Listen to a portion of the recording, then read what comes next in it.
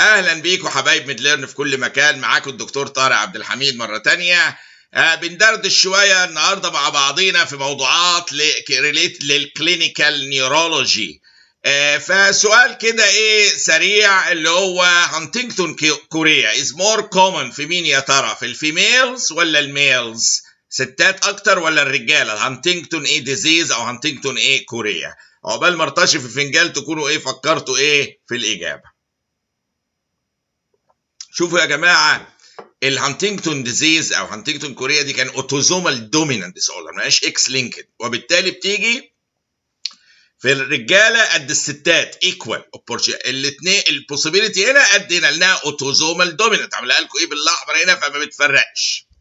طيب السؤال اللي برضه ريليتد للكوريا، مش هانتنجتون بقى كوريا، لا الروماتيك كوريا، تيجي في مين اكتر؟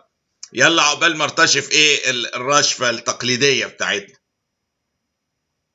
دي مور كومن في الفيميلز، ودي كان من الحاجات اللي امبورتنت تتعرف في لما بنشوف دي ميل ولا فيميل في النيورولوجي. ليه؟ لبعض حالات الكوريا مثلا زي الهانتنجتون دي ايكوال بتيجي في الاثنين، دي اوتوزومال دومينانت وفي فاميلي هيستوري غالبا. لا الثانيه اللي هي الروماتيك كوريا بتيجي اكتر في الستات، في الفيميلز. السؤال بقى ندخل في الغميق شويه، تعالوا مع بعض.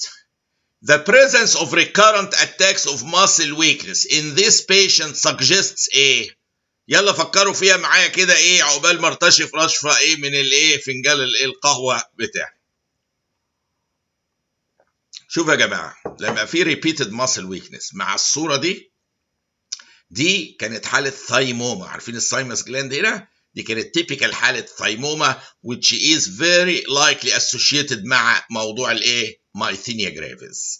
فيوم ما الاقي واحد بيجي له او واحده ست بالذات اكتر في ويكنس، ريكارنت اتاكس اوف ويكنس، واعمل اشعه على الصدر الاقي المنظر ده، الشكل ده، دي غالبا شكل ثايموما هنا اهوت مع الريكارنت اتاكس اوف ويكنس، تمشي مع مايثينيا جرافيس. طيب سؤال اخر، the presence of dementia، ودياريا في العيان ده تخلينا افكر في I hope انكم تعرفوا على طول.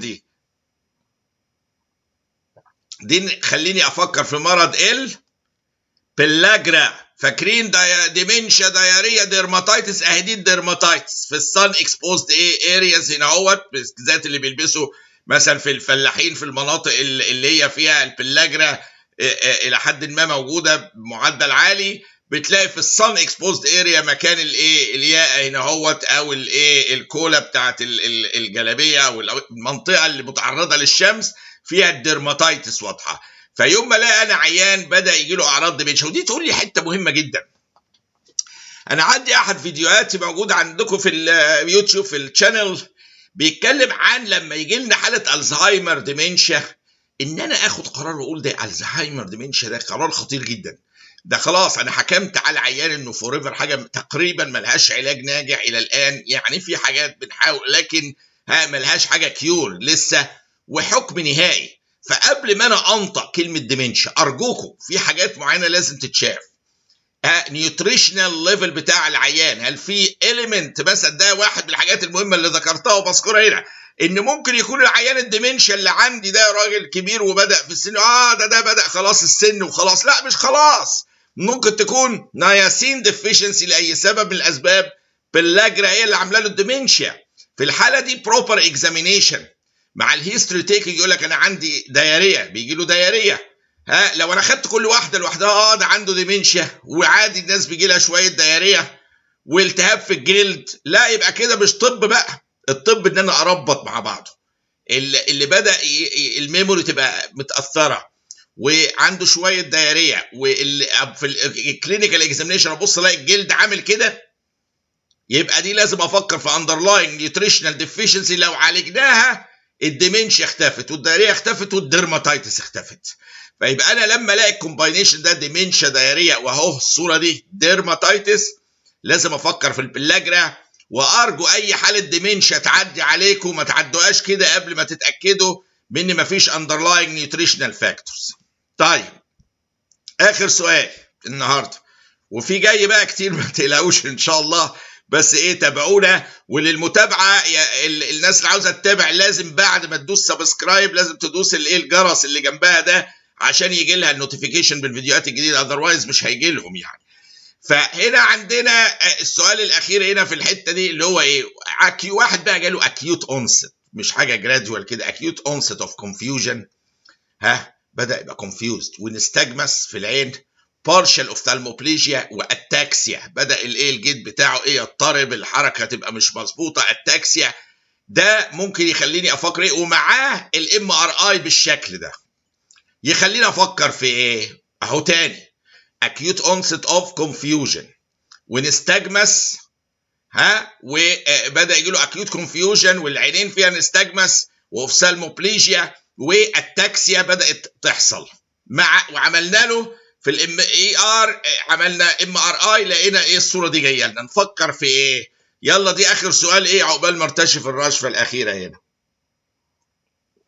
فعلا هو خلص هنا. دي غالبا حاله ايه يا جماعه؟ ويرنكس انكفالوباثي، اللي هي ثيامين ديفيشنسي، بتيجي في الالكهوليكس بالذات بعد ما يجي لهم فوميتنج جامد قوي بيفقدوا ثيامين، وليها كذا ميكانيزم الحقيقه شرحته في النيورولوجي.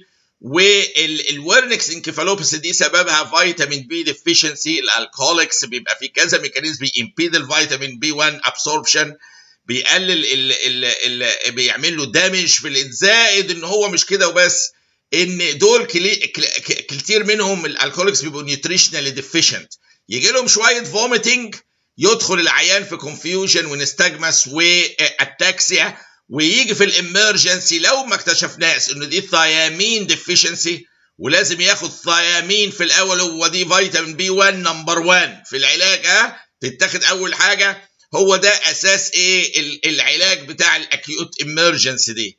الشيء الجميل ان انا ايه جبت لكم صوره ام ار اي كده عشان نفهم الايه الصوره دي، اتخيلها مع الايه الام ار اي النورمال اللي جنبها، دي نورمال جنبها، معلش كان عايز اكتب لكم نورمال هنا، دي النورمال اوكي. فهنا هو تلاحظوا ادي الشكل الطبيعي، هنا هو في انهانسمنت عالي في اماكن معينه، غالبا بيبقى في الثالاموس في انهانسمنت، الثيرد فنتريكل، الماميلاري بوديز مشهوره قوي قوي بتتضرب في الويرنكس انكفالوباثي اللي هي بسبب ثيامين ايه ديفيشنسي.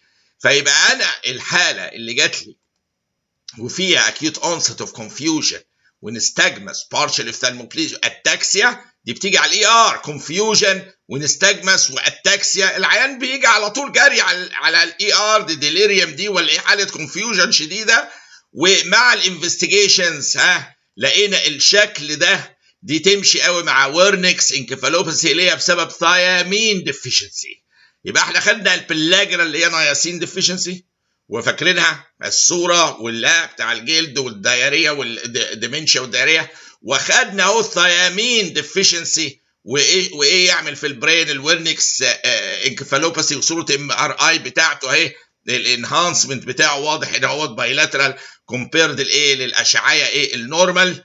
وبكده بنبقى ايه خلصنا 4 ايه نقاط ايه مهمه ولطيفه.